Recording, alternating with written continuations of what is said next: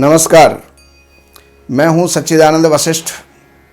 और सज्जनों, अब 2022 के वर्षफल के लिए सभी इच्छुक हैं। उनके लिए 2022 कैसा होगा, अच्छा फलदायी होगा, नहीं होगा, क्या उन्नति देगा, क्या अवनति देगा, किस प्रकार की परेशानियां आएंगी, किस प्रकार की खुशियां आएंगी, इन सब बातों को जानने के लिए हर कोई आदमी उत्सुक है। और उस राशि फल के अनुसार जो फल उनके होने वाले हैं, सभी 12 राशियों के हम बताएंगे। लेकिन उसमें से सबसे पहले हम लेते हैं मेष राशि को। और मेष राशि का जो मालिक होता है वो होता है मंगल। और मंगल इस समय पर अगर हम उसको देखें तो मंगल जो है एक पराक्रम का, साहस का, उत्साह का और पौरुष का प्रतीक होता है। अब मेष राशि वालों के इस समय पर हम सबसे पहले हम ये देखेंगे कि कौन कौन ग्रह किस किस राशि के अंदर स्थित हैं। अब मेन जो ग्रह होते हैं, शनि है जो कि 2.5 वर्ष चलता है, राहु है 1.5 वर्ष चलता है, बृहस्पति है 1 वर्ष चलता है। इन्हीं का परिणाम हर किसी राशि वाले को भोगना पड़ता है, अच्छा या बुरा जैसा भी होता है। अब उसके अंदर हम सबसे पहले लेते गए शनि ही को हम ले लेते हैं। मेष राशि को शनि 10वें स्थान पर होंगे और 10वां स्थान उनका अपनी राशि का है। तो 10वां स्थान राज्य का होता है, 10वां स्थान कारोबार का होता है, 10वां स्थान पिता का होता है, मान सम्मान का होता है और आकाशीय यात्रा का होता है, वायु यात्रा का होता है, राजनीति का होता है। तो जिनकी मेष राशि है और वो अगर इस समय पर सर्विस के लिए तत्पर हैं, सर्विस की खोज रहे हैं, सर्विस की सोच रहे हैं और उसके लिए प्रयासरत हैं, तो उनकी सर्विस इस वर्ष के अंदर लगने वाली है। दूसरे नंबर पर उनका जो शनि वहां पर बैठा हुआ है, पिता के लिए भी वो उन्नति कारक है, राज्य के लिए उन्नति कारक है। अगर कोई राजनीति में है तो उनके लिए भी ये वर्ष अच्छा गुजरेगा, उन्नति देने वाला होगा, अच्छी पद और प्रतिष्ठा देने वाला होगा। लेकिन शनि यहां पर बैठ करके अपनी तीसरी दृष्टि से 12वें स्थान को देखता है। तो 12वां स्थान जो है वो खर्चे का होता है, 12वां स्थान व्यय का होता है, 12वां स्थान कारागार का होता है, 12वां स्थान जो है हर प्रकार की समस्याओं का होता है। तो 12वें स्थान पर इसकी दृष्टि है। तो ऐसी स्थिति के अंदर अगर कोई हमारा कानूनी कोई केस चल रहा है तो ये शनि उस केस को समाप्त कर देगा। खर्चे कुछ बढ़ाएगा, लेकिन हमारी अदालती या कानूनी कोई भी समस्या है तो उनसे ये हमें निजात दिलाएगा। और अब इसी शनि की जो दृष्टि है, 7वीं दृष्टि, वो चतुर्थ स्थान के ऊपर है। और चौथा स्थान जो होता है वो प्रॉपर्टी का होता है, वाहन का होता है, माता का होता है, यश का होता है, सुख का होता है। तो उन स्थानों के अंदर, उन सुखों के अंदर शनि की दृष्टि होने के कारण, शनि की दृष्टि जहां भी पड़ती है तो वो उस स्थान के ऊपर कुछ ना कुछ ये परेशानी पैदा करता है। तो उनमें ये परेशानी होगी। अगर कोई आप मकान ले रहे हैं तो मकान के अंदर कोई दिक्कत आ रही होगी, कोई वाहन ले रहे हैं तो वाहन में कोई ना कोई दिक्कत पैदा करेगा, माता के स्वास्थ्य के अंदर, अपनी यश और प्रतिष्ठा के अंदर ये कहीं ना कहीं कोई ना कोई विक्षेप डालेगा। शनि की एक दृष्टि होती है और वो दृष्टि होती है 10म। तो पत्नी के स्थान के ऊपर इसकी दृष्टि है। अब पत्नी का जो स्थान है, दैनिक कारोबार का भी स्थान है, मित्रों का भी स्थान है, साझेदारी का भी वो जो है स्थान होता है। तो वहां पर जो ये देख रहा है शनि, तो वहां भी शनि की दृष्टि में ही दोष होता है।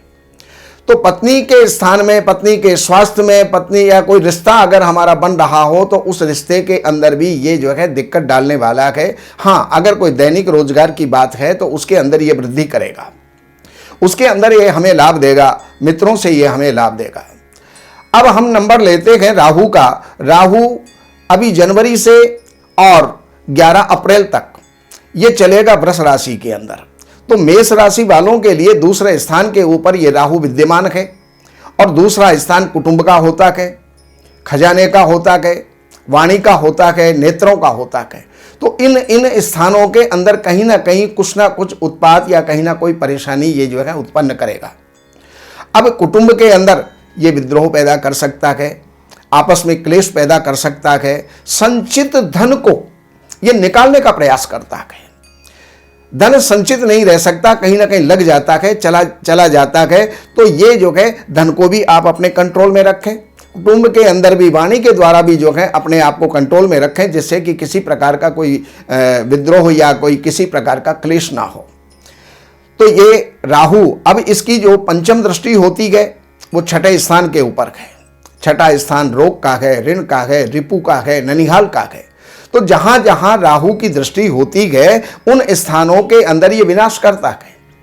तो ननिहाल के अंदर कोई ना कोई दुख उत्पन्न करेगा, कोई ना कोई परेशानी उत्पन्न करेगा। लेकिन अगर हमारे कोई केस चल रहे हैं, कोर्ट केस चल रहे हैं, शत्रुताएं चल रही हैं, ऋण चल रहा है, तो उस ऋण को ये जरूर समाप्त करेगा, उन कोर्ट केसों को ये जरूर समाप्त करेगा। तो मेष राशि वालों के लिए ये खुशखबरी है। तीसरे नंबर पर इस राहु की जो दृष्टि है वो सप्तम स्थान के ऊपर, सप्तम दृष्टि से अष्टम स्थान को देखता है। तो अष्टम स्थान आयु का होता है और पुरातत्व का होता है। ये हमारी समुद्री यात्राओं का जो है होता है, तो आयु का होता है। तो इन स्थानों के अंदर भी राहु का कोई अच्छा प्रभाव मिलने वाला नहीं है। तो इसमें आप सावधानी आपको बरतनी पड़ेगी, सावधानी के साथ आपको रहना पड़ेगा। और कहीं भी कोई आकस्मिक दुर्घटना का भी कारण ये राहु आपके लिए बन सकता है। तो मेष राशि वालों के लिए कुल मिलाकर के अगर हम देखें तो यहाँ पर कारोबार या नौकरी या पिता का या राज्य का जो स्थान है वो प्रबल है। अन्य क्षेत्रों के अंदर कहीं ना कहीं किसी न किसी प्रकार की जो है दिक्कत यहाँ पर सामने आ रही है। अब हम मासिक फलों के हिसाब से यहाँ पर हम चलते गए। देखिए मेष राशि को जो जनवरी का महीना होगा तो वहां पर सूर्य मकर राशि में होगा, शत्रु राशि में होगा, तो वहां पर कोई ना कोई नौकरी के अंदर परेशानी देगा। फरवरी के अंदर भी कोई वो नौकरी के अंदर जो परेशानियां चल रही हैं वो चलती रहेंगी, लेकिन मार्च के महीने में जाकर के और वो परेशानियों से आपको निजात मिल जाएगी। लेकिन अप्रैल का महीना जहां पर आ जाएगा वहां पर आपकी इज्जत, आपका मान, आपकी प्रतिष्ठा, आपकी नौकरी, उसके अंदर भी उन्नति के चांस मिलेंगे। आपको अच्छा यश और प्रतिष्ठा आपको प्राप्त होगी। स्वास्थ्य आपका अच्छा होगा। जून के अंदर जब हम जाते हैं तो यह धन स्थान के अंदर जो है सूर्य की स्थिति हो जाती है। तो धन स्थान, कुटुंब का स्थान, तो वहां पर भी ये कुछ ना कुछ वृद्धि ही करने वाला है। जुलाई के अंदर ये पराक्रम को बढ़ाएगा, आपके वैभव को बढ़ाएगा, आपके साहस को बढ़ाएगा, आपके मित्रों को बढ़ाएगा। और जहां पर अगस्त का महीना आ जाएगा तो अगस्त के महीने के अंदर माता को कुछ कष्ट हो सकता है, प्रॉपर्टी का कुछ कष्ट हो सकता है, कुछ हमारी प्रतिष्ठा के अंदर कुछ कमी आ सकती है, कोई वाहन की चिंता हमको हो सकती है। और सितंबर के महीने के अंदर ये जो है इसका फल दूसरा हो जाएगा। अगर कोई विद्यार्थी है तो उनके लिए विद्या के अंदर अच्छी प्रगति होगी, अच्छे उनके रिजल्ट्स आएंगे। और अगर कोई उस समय पर संतान होने वाला अगर किसी का समय होगा तो उनके लिए उनको सावधानी की आवश्यकता है। सावधानी क्या कि उस समय पर सूर्य जो है पंचम जब होता है तो अबॉर्शन करवा देता है, इसलिए उसके प्रति इनको सजग रहना होगा।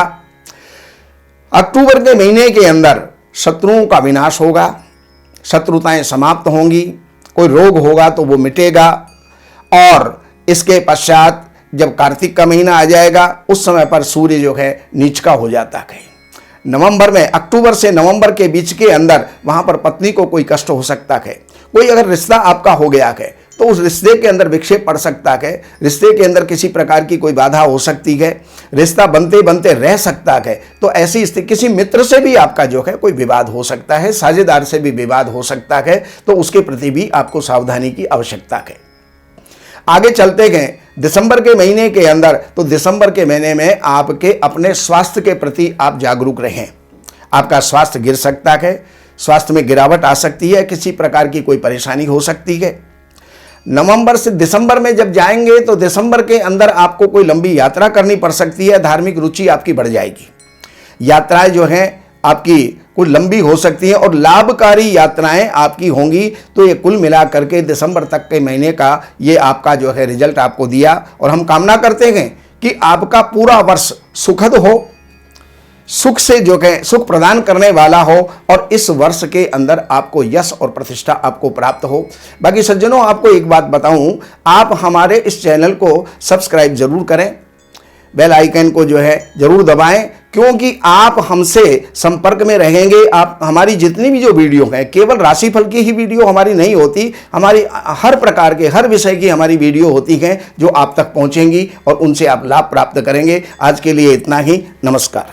दैवज्ञ सच्चिदानंद वशिष्ठ जी से ज्योतिष, वास्तु, तंत्र मंत्र से संबंधित जानकारी हेतु हमारे YouTube चैनल श्री वशिष्ठ को सब्सक्राइब, लाइक और शेयर करें। लेटेस्ट अपडेट के लिए बेल का बटन जरूर दबाएं। हमारे यहाँ वैदिक ब्राह्मणों के द्वारा सभी प्रकार के पूजा पाठ, कर्मकांड, संगीत में विवाह, गृह क्लेश, काल सर्प दोष, व्यापार में रुकावट व नवग्रहों की पूजा आदि कराई जाती है। हमारे संपर्क सूत्र हैं 7838898421। देवज्ञ सच्चिदानंद वशिष्ठ जी से वास्तु, ज्योतिष, वैदिक अनुष्ठान, पूजा पाठ, महामृत्युंजय पाठ, शतचंडी पाठ, बगुलामुखी पाठ, भैरव अनुष्ठान आदि, राशि रत्न, रुद्राक्ष, कवच आदि हेतु संपर्क करें।